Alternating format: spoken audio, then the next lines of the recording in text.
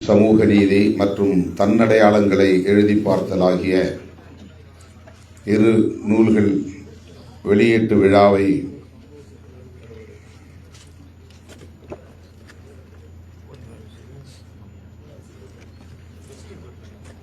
சிறப்பிக்கிற வகையில் வருகை தந்துள்ள நம் அனைவரையும் வரவேற்று உரையாற்றி இருக்கிற தம்பி கவிஞர் வெண்ணிலவன் அவர்களே, வாழ்த்துறை வழங்கி சிறப்பித்திருக்கிற முனைவர் பேராசிரியர் குமார் அவர்களே, முனைவர் செல்வராணி அவர்களே, முனைவர் அமல் அவர்களே, கவிஞர் நளினி அவர்களே, எழுத்தாளர் அஜயன் பாலா அவர்களே, முனைவர் ஜெயபாலன் அவர்களே, முனைவர் மோகன்தாஸ் அவர்களே, இதனை முன்னின்று நெறிப்படுத்திக் கொண்டிருக்கிற தம்பி அமுதன் துரையரசன் அவர்களே, எழுத்தாளர் அன்பாதவன் அவர்களே, எழுத்தாளர் கரண் கார்கி அவர்களே, ஊடகவியலாளர் கஜேந்திரன் அவர்களே,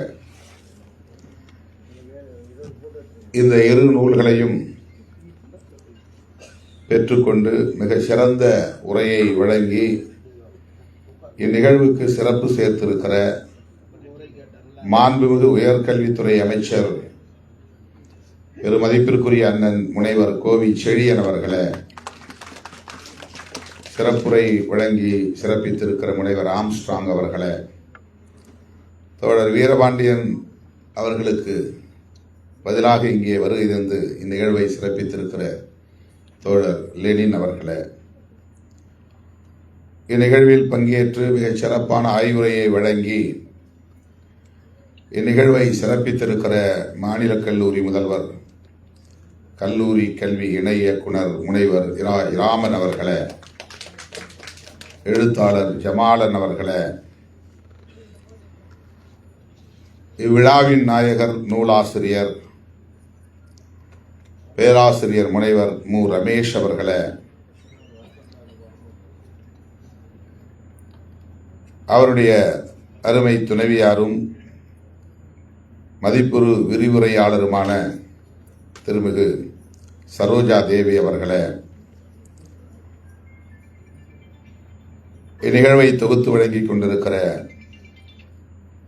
திருமிகு மோகன வசந்தன் அவர்களே, மற்றும் இந்நிகழ்வில் பங்கேற்று இதனை சிறப்பித்துக் கொண்டிருக்கிற மாணவ செல்வங்களே, தமிழ் சொந்தங்களே, உங்கள் அனைவருக்கும் என்னுடைய பணிவார்ந்த வணக்கத்தை தெரிவித்துக் கொள்கிறேன். இதே நேரத்தில் இன்னொரு நிகழ்வில் நான் இருக்க வேண்டும். திருப்பரங்குன்றம் தொடர்பான ஒரு நூல் வெளியீட்டு விழா. அவர்கள் காத்திருக்கிறார்கள். இந்த நெருக்கடியான நிலையில் என்ன பேசுவது என்று தெரியாமல் நான் உங்கள் முன்னால் நின்று கொண்டிருக்கிறேன். நம்முடைய பேராசிரியர் முனைவர் மு ரமேஷ் அவர்கள் 20க்கும் மேற்பட்ட நூல்களை எழுதி வெளியிட்டிருக்கிறார். இன்றைக்கு வெளியிட்டிருக்கிற ஒரு நூலை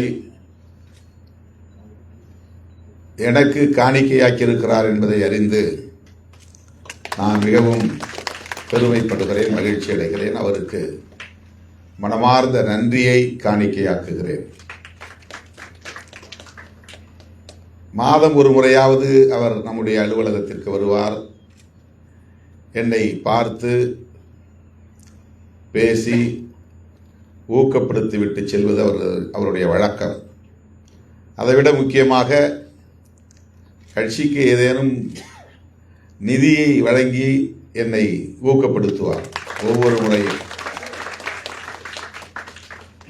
அந்த அளவுக்கு இந்த இயக்கத்தையும் இந்த இயக்கத்தின் தலைமை பொறுப்பில் இருக்கிற என்னையும் மிக ஆழமாக நேசிக்கிறார் என்பது எனக்கு பெருமகிழ்ச்சி, பெருமை.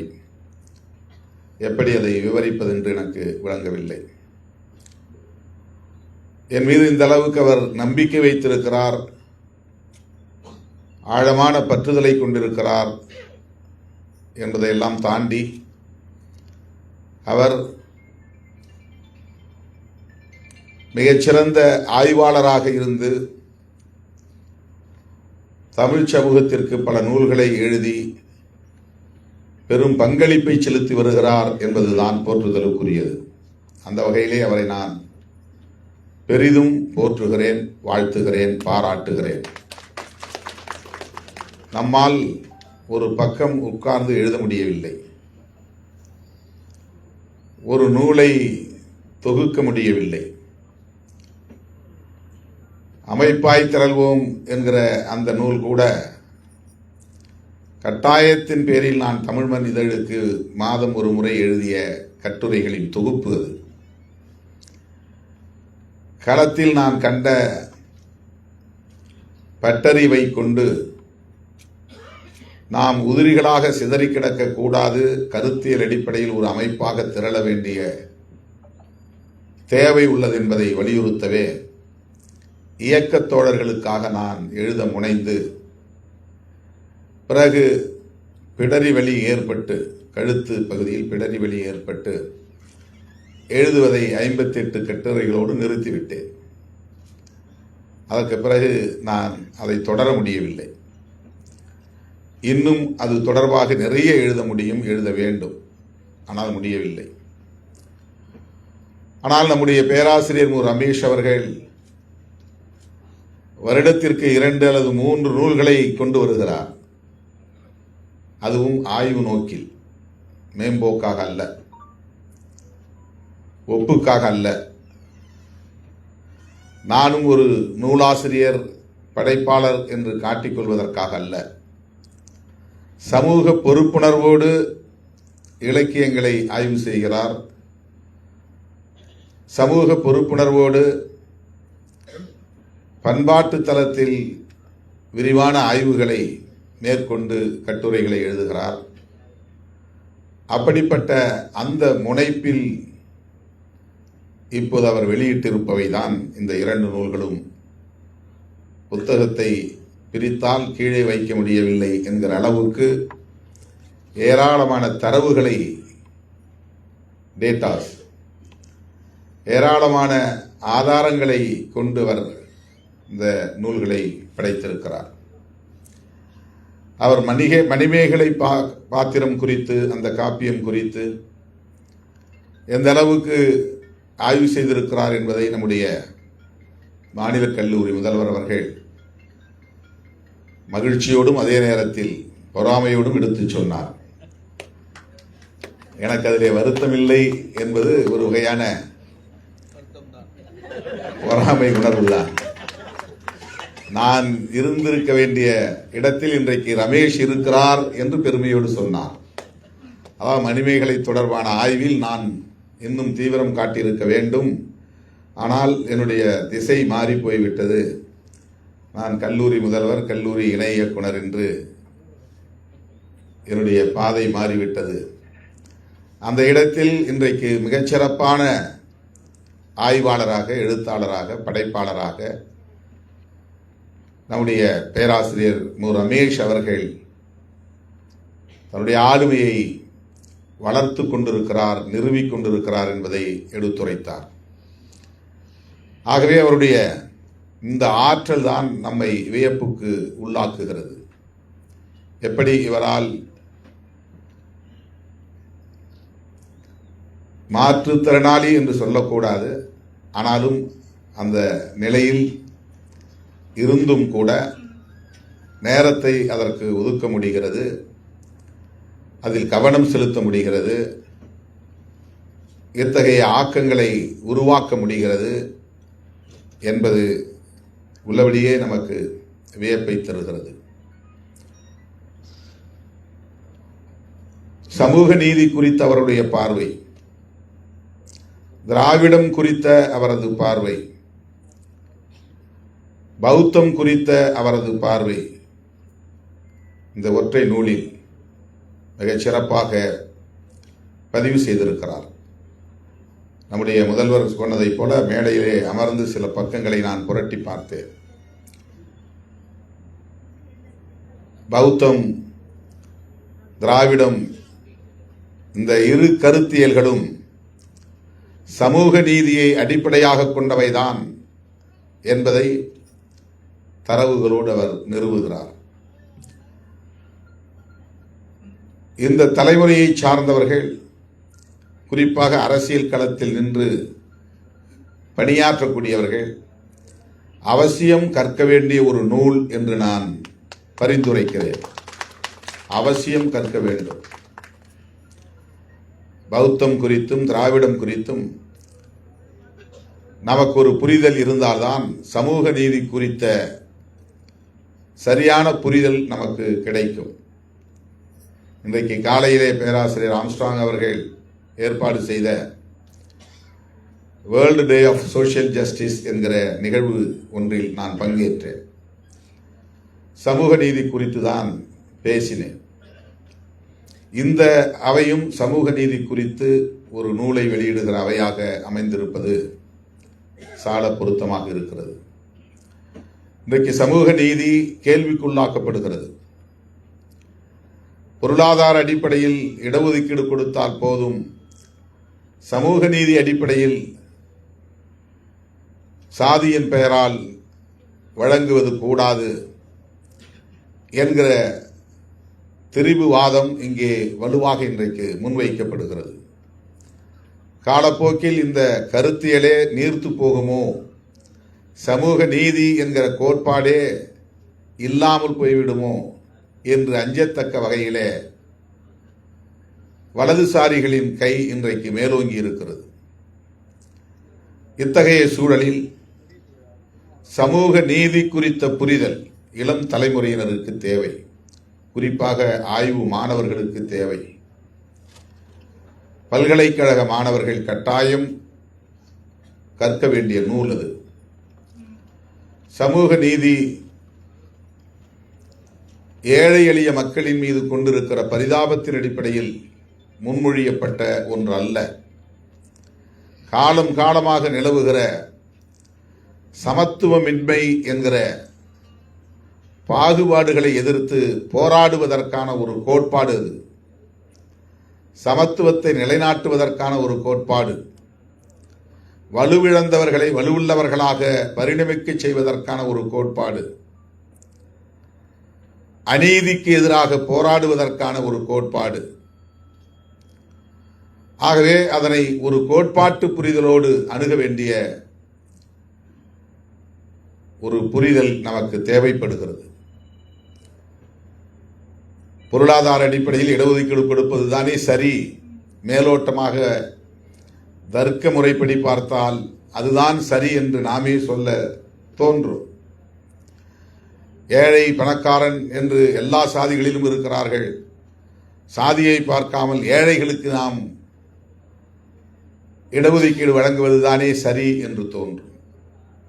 ஆனால் சமூக நீதி கோட்பாடு என்பது வறுமை ஒழிப்புக்கான திட்டத்தை வரையறுக்கிற கோட்பாடு அல்ல. அது சமத்துவத்தை நிலைநாட்டுவதற்கான கோட்பாடு. இதுதான் மிக முக்கியமானது. சமத்துவத்திற்கான கோட்பாடு அது. இந்த கோட்பாட்டை இன்றைக்கு நாம் உயர்த்தி பிடிப்பதற்கு ஒரு பின்புலம் உண்டு. அந்த பின்புலம் தான் இந்த மண்ணில் இன்றைக்கு விரிவாக வலுவாக பேசப்படுகிற திராவிடம் என்கிற கருத்தியல். திராவிடம் என்கிற கருத்தியல் இங்கே விரிவாக பேசப்படுவதற்கு ஒரு பின்புலம் உண்டு. அந்த பின்புலம் தான் பௌத்தம் என்கிற பின்புலம். எனவே பௌத்தத்திலிருந்து தான் திராவிடம் பரிணமித்தது. திராவிடத்திலிருந்து தான் சமூக நீதி பரிணமித்திருக்கிறது என்ற புரிதலை நாம் கொள்ள வேண்டும். இதுதான் ஒரு தொடர்ச்சி. பௌத்தம் என்பது கடவுள் வழிபாட்டுக்குரியதல்ல. பௌத்தம் என்பது முற்பிறவி அடுத்த பிறவி என்கிற பிறவி கோட்பாடுகளோடு தொடர்புடையதல்ல. பௌத்தம் என்பது சமத்துவத்திற்கான கோட்பாடு. எளியவர்களை வலிமையுள்ளவர்களாக பரிணமிக்க செய்வதற்கான ஒரு கோட்பாடு. அநீதியை எதிர்த்து போராடுவதற்கான ஒரு கோட்பாடு. பாகுபாடுகளை களைவதற்கான ஒரு கோட்பாடு. அது கௌதம புத்தர் காலத்தில் இருந்தே தொடங்கி இருக்கிறது. எனவே சமூக நீதி குறித்த மிக அருமையான ஒரு நூல். சமூக நீதியை வலதுசாரிகள் எப்படி பார்க்கிறார்கள், விமர்சிக்கிறார்கள் என்பதை புரிந்து கொள்வதற்கே இந்த நூல் நமக்கு மிகப்பெரிய ஆதாரமாக அமையும். நமக்கு ஒரு வலுவான பின்னணியை தெளிவுபடுத்தும். அதை போல தன்னடையாளங்களை எழுதி பார்த்தல் என்கிற நூல், அதில் முதல் கட்டுரை திராவிடம் தொடர்பானது. புரட்சியாளர் அம்பேத்கர் என்ன சொல்லுகிறார் என்கிற மேற்கோள் எடுத்து வைத்து அதன் அடிப்படையில் அதை விவரிக்கிறார். புரட்சியாளர் அம்பேத்கர் திராவிடமும் தமிழும் வேறு வேறு அல்ல, தமிழ்தான் திராவிடம், திராவிடம்தான் தமிழ் என்கிற மொழி அடையாளத்தையும் இன அடையாளத்தையும் தெளிவுபடுத்துகிறார். ஒரு காலத்தில் இந்தியா முழுவதும் பேசப்பட்ட மொழி தமிழ். அவர்கள் நாகர்கள் என்று அழைக்கப்பட்டார்கள். நாகர்களின் மொழிதான் தமிழ். நாகர்கள்தான் பிற்காலத்தில் சமற்கிருதத்தால் உள்வாங்க பெற்று தமிழ், திரமிழ, திராவிட என்று திரிந்தது. தமிழே திராவிடம், தமிழ் இனம்தான் திராவிட இனம், நாகர்கள்தான் திராவிடர்கள். இந்தியாவில் இரண்டு இனக்கோட்பாடுகள் தான், இனக்குழுக்கள் தான் இருந்தார்கள், இனக்கோட்பாடுகள் தான் இருந்தன. ஒன்று ஆரிய இனம், இன்னொன்று திராவிட இனம். அந்த திராவிட இனம் என்பதுதான் தமிழ் இனமாக இன்றைக்கு தன்னை அடையாளப்படுத்தி தமிழ்நாட்டோடு சுருங்கி நிற்கிறது என்பதை புரட்சியாளர் அம்பேத்கர், நம்முடைய கொள்கை ஆசான், நம்முடைய தத்துவ ஆசான் உறுதிப்படுத்துகிறார். ஆனால் இன்றைக்கு சில பேர் திராவிடம் வேறு, தமிழ் வேறு என்று பிதற்றி மொத்தத்தில் அவர்கள் திராவிடம் என்கிற கருத்தியலையே சிதைக்க பார்க்கிறார்கள். அதற்காக பெரியாரையே கடுமையாக, கொச்சையாக விமர்சிக்கிறார்கள். விந்திய மலைக்கு தெற்கே இருந்தது திராவிட நாடு என்றும், வடக்கே இருந்தது ஆரியவர்த்தம் என்கிற ஆரிய நாடாகவும் இருந்தது. தமிழ்தான் சமற்கிருதத்தால் உள்வாங்க பெற்று பல்வேறு மொழிகளாக திரிந்து போயின. நாகர்கள்தான் அங்கே திராவிடர்களாகவும் மாறினார்கள். ஆரியம், நாகர் இனமும் ஆரிய இனமும் கலந்து திராவிட இனம் வடக்கே உருவாகிவிட்டது. வட திராவிடர் உண்டு, தென் திராவிடர் உண்டு. திராவிடர் என்பது வெறும் ஆந்திரா, கேரளா, கர்நாடகா, தமிழ்நாடு என்கிற பகுதிகளை மட்டும் குறிக்கிற நிலப்பரப்பு அல்ல. ஒட்டுமொத்த இந்திய நாடே திராவிட தேசமாகத்தான் இருந்தது என்கிற கருத்தை மிகப்பெரிய வரலாற்று ஆய்வாளரான, உலக மாமேதைகளுள் ஒருவரான புரட்சியாளர் அம்பேத்கர் அவர்களே நிறுவுகிறார். பல பேர் நினைக்கிறார்கள், பெரியாரை விமர்சித்தால் திருமாவளவன் ஏன் குறுக்கிடுகிறான், திராவிடத்தை விமர்சித்தால் திருமாவளவன் ஏன் தலையீடு செய்கிறான், இவன் வேலையை இவன் பார்க்க வேண்டியது தானே, அவன் திமுக, திக போன்றவர்கள் தானே அதற்கு எதிர்வினையாற்ற வேண்டும், மற்றவர்களெல்லாம் அமைதியாக இருக்கிற போது திருமாவளவன் ஏன் இதிலே தேவையில்லாமல் குறுக்கீடு செய்கிறான் என்று பலர் நினைக்கிறார்கள். திருமாவளவன் அம்பேத்கரின் மாணவன், ஆகவே குறுக்கீடு செய்கிறான். பெரியாரின் மாணவன், ஆகவே குறுக்கீடு செய்கிறான். எளிய மக்களின் அரசியலுக்கே வேட்டு வைக்கிறார்கள் என்றால் அதை நாம் வேடிக்கை பார்க்க முடியாது. பெரியார் என்கிற அடையாளத்தையே சிதைக்கிறார்கள் என்றால் அதன் பிறகு அம்பேத்கரை சிதைக்க எவ்வளவு நேரமாகும்? பெரியாரையே கன்னடர் என்று சொல்லுகிறார்கள் என்றால் அம்பேத்கரை மராட்டியன் என்று சொல்லுவதற்கு எவ்வளவு நேரமாகும்? அம்பேத்கரே வேண்டாம் என்ற நிலை வந்தால் மார்க்ஸை எப்படி இவர்கள் ஏற்றுக்கொள்ளப் போகிறார்கள்? மாமேதை மார்க்ஸ் எப்படி நமக்கு பொருத்தமானவராக இருக்க முடியும்? இந்த கேள்விகள் எல்லாம் எழுகின்றன. எனவே இந்த அடையாள அரசியல் மிகவும் ஆபத்தான ஒரு அரசியல். அடையாளம் வேண்டாம் என்று நாம் சொல்லவில்லை. ஆனால் அந்த அடையாள அரசியல் நம்முடைய முற்போக்கான வாழ்வாதாரங்களை சிதைத்து விடக்கூடியவையாக மாறிவிடக்கூடாது. நம்மை ஒரு இடத்திலேயே முடக்கிவிடக்கூடாது. நம்மை தேக்கமடைய செய்துவிடக்கூடாது. நமக்குள் இருக்கிற ஒற்றுமையை சிதைத்து விடக்கூடாது. யாதும் ஊரே யாவரும் கேளீர் என்கிற பரந்த பார்வை சிதைந்து விடக்கூடாது. சகோதரத்துவம் தான் நமக்கான அடையாளம், சமத்துவம் தான் நமக்கான அடையாளம், சமூக நீதிதான் நமக்கான அடையாளம், ஜனநாயகம் தான் நமக்கான அடையாளம். இப்படித்தான் நம்முடைய அறிதலும் புரிதலும் நீடிக்க வேண்டும், தொடர வேண்டும், அது வளர்ச்சி அடைய வேண்டும். மாறாக நான் இந்த சாதி, அதை பிடித்து கொண்டே இருப்பேன், நான் இந்த மதம், பிற மதங்களை நான் வெறுப்பேன், நான் இந்த மொழி, பிற மொழி பேசக்கூடியவர்களை அந்நியனாகத்தான் நான் பார்ப்பேன் என்று பகைமையை வளர்ப்பது, பகை முரண்களை கூர்மைப்படுத்துவது, அதன் மூலம் ஒற்றுமையை சிதைப்பது என்கிற இந்த அடையாள அரசியல் தான் மிகவும் ஆபத்தானது. இதை நமக்கு தெளிவுபடுத்தக்கூடிய கட்டுரை தொகுப்பாக பேராசிரியர் மு. ரமேஷ் அவர்கள் தொகுத்திருப்பதுதான் தன் அடையாளங்களை எழுதி பார்த்தல் என்கிற இன்னொரு புத்தகம்.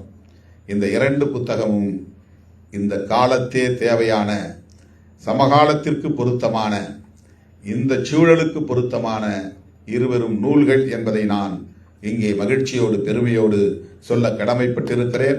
இத்தகைய இரு படைப்பாக்கங்களை தமிழ் சமூகத்திற்கு கொடையளித்திருக்கிற பேராசிரியர் மு. ரமேஷ் அவர்களுக்கு என்னுடைய நெஞ்சார்ந்த பாராட்டுகளையும் வாழ்த்துக்களையும் தெரிவித்து அவருடைய பணிகள் மென்மேலும் விரிவடைய வாழ்த்தி வாய்ப்புக்கு நன்றி கூறி முடிக்கிறேன். நன்றி, வணக்கம்.